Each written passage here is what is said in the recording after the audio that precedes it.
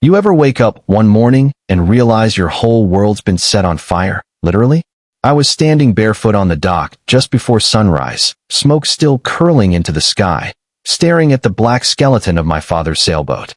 I'd spent 3 years of my life bringing that boat back to life after cancer took him, sanding every inch of teak, rebuilding the old engine, and the thing wasn't just wood and fiberglass to me. It was him, it was memory, it was therapy.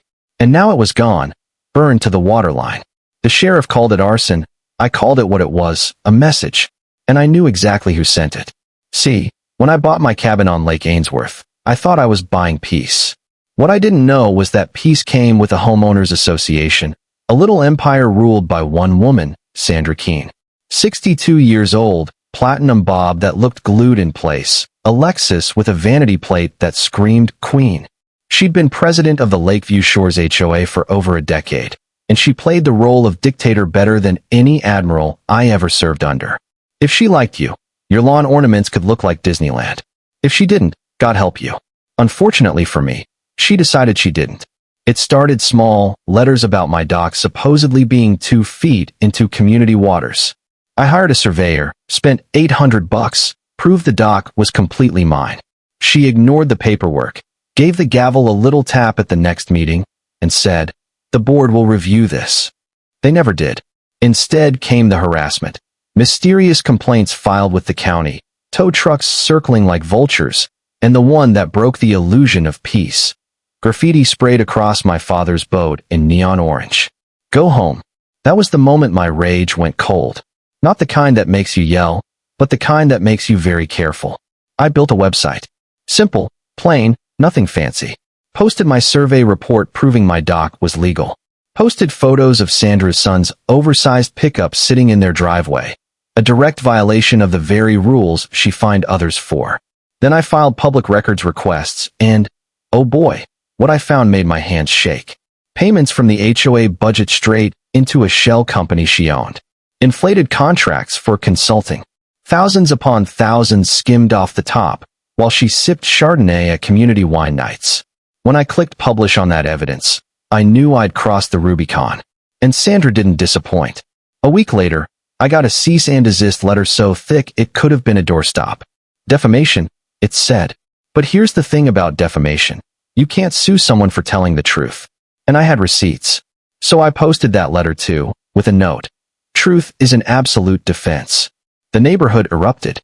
Some folks cheered me. Others whispered that I was crazy. But Sandra? She came after me with claws out, threats, lawsuits, fake complaints, even rumors that I'd burned my own boat for insurance money. That one almost broke me, but then something happened I didn't expect. People started standing beside me. Marisol, who ran the landscaping company and had been fined thousands for the wrong height hedges. Evelyn, a retired paralegal with boxes of old case files in her garage. Even Deputy Frank, off duty, but tired of watching her abuse her power. And then there was Theo, an old service buddy turned forensic accountant, who dug into her books like a surgeon with a scalpel. What he uncovered was a gold mine. Ghost vendors, embezzlement, tax fraud. Almost 200 grand siphoned from the community. Enough to buy her Myrtle Beach condo in cash. Enough to bankroll her little empire. That's when we launched Operation Clean Sweep. Sounds dramatic, I know, but we were dead serious. We froze the HOA's accounts, hit her with legal filings, alerted the Attorney General, even set up a town hall where we'd lay out every document, every receipt, every shell game she'd been running. And Sandra? She started to crack. She doctored fake emails to make it look like I'd threatened her. She hired reputation firms to smear my name online. She even had her son, who already had a history with fire, handle what she called the boat situation. That was my father's boat she was talking about. That was her order to torch it. By the time the town hall rolled around, the room was packed. Neighbors, reporters, bloggers with their phones out. I stood at the podium, looked out at 300 faces, and said, "Most of you know me. Some of you have heard things about me. Tonight I'm going to show you the truth." Slide by slide, I walked them through it. The graffiti, the shell company, the missing money. When I got to the total, nearly $200,000 stolen. You could feel the air change. And then Assistant Attorney General Vivian Cho stood up in the front row and said, calm as could be, We are filing charges against Sandra Keen next week. You could have heard a pin drop. And then, chaos. Applause, shouts, neighbors demanding she resign. Sandra stood up in the back, red-faced, yelling that it was all lies, that I'd faked everything. Cho cut her down with one sentence. Sit down, Mrs. Keen. That was the end. The board was dissolved on the spot, new elections scheduled, and Sandra walked out alone, mascara streaked, with people parting like she was radioactive. She was indicted a month later, embezzlement, fraud, tax evasion, conspiracy to commit arson. Her own son flipped on her, testifying she'd told him to scare me good. The jury didn't buy her crocodile tears. 7 years in prison. Condo seized, Lexus auctioned, her name dragged across every headline. The community rebuilt with the money she stole, new roads, a playground, even a scholarship named after my father's boat, the Horizon. And me? I rebuilt the dock. Stronger this time. I sit there some nights with a cold beer, watching the water, and I wonder, did I win? Or did I just survive?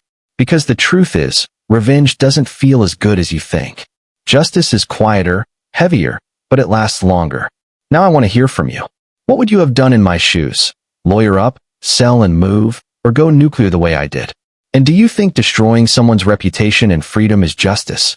Or just another kind of revenge? Drop your thoughts in the comments. Share this with a friend who's had HOA trouble, and don't forget to subscribe, because this story might be over, but the fight for justice in our own neighborhoods never really ends.